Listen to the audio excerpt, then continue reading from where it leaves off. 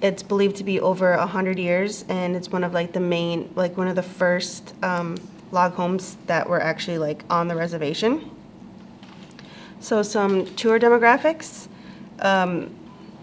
People come from all over the United States to see the tours. People come from different countries, actually, also. Schools, universities, summer groups. There's tours happening probably 3 to 4 times a month. So I have a short video to play.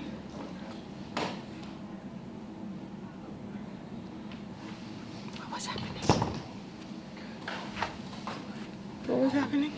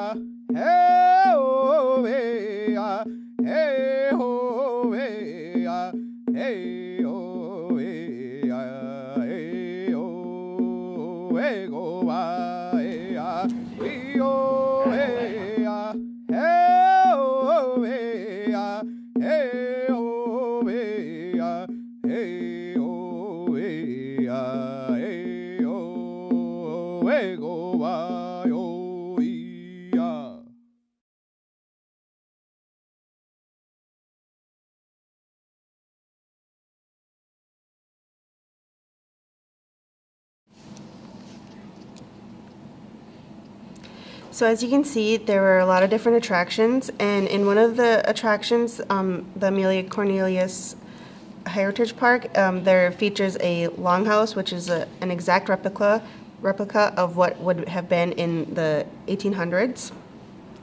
And then there's the Salt Pork Avenue, which houses 5, but almost 6 log homes, and they're over 100 years old. One of them features when the United States came from the Michigan Territory and conducted treaties with the Menominee and Ho-Chunk nations. One is family life that began in New York to Wisconsin. And then there is one that shows farming practices, Indian boarding schools, and then Dr. Josiah Paulus and Rosa Manoka Hill, who are actually the first female native doctors in Wisconsin. And I'm gonna turn it over here to my friend Kat, and she will ask me some questions. Are there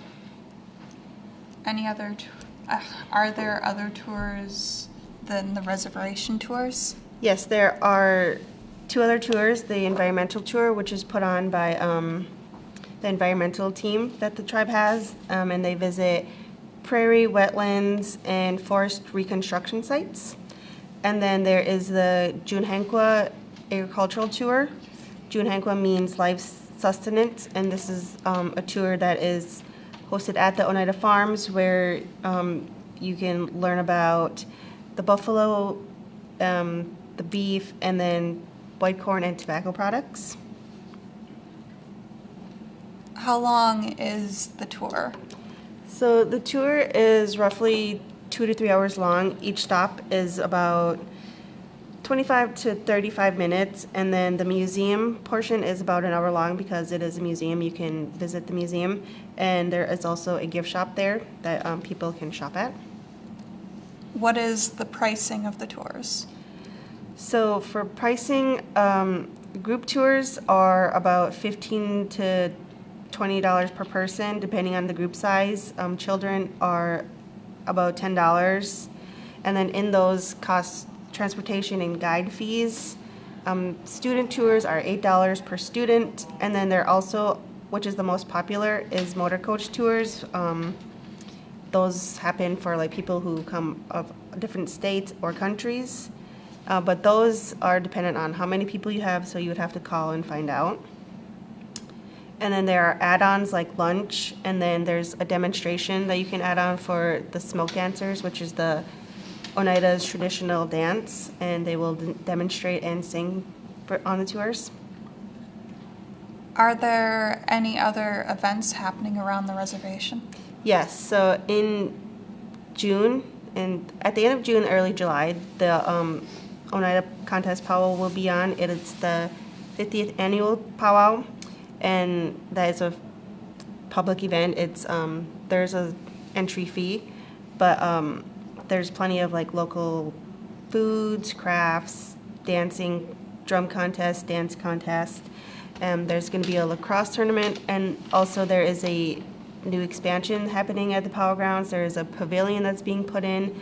It looks really nice, and the local farmers market will also start in June. It's actually one of like the biggest farmers markets out of all of the federally recognized tribes. There's fresh foods, fresh fruits, local crafts, local vendors, and they also have bashes for kids every once in a while, and that is every Thursday from noon to 12 all summer long.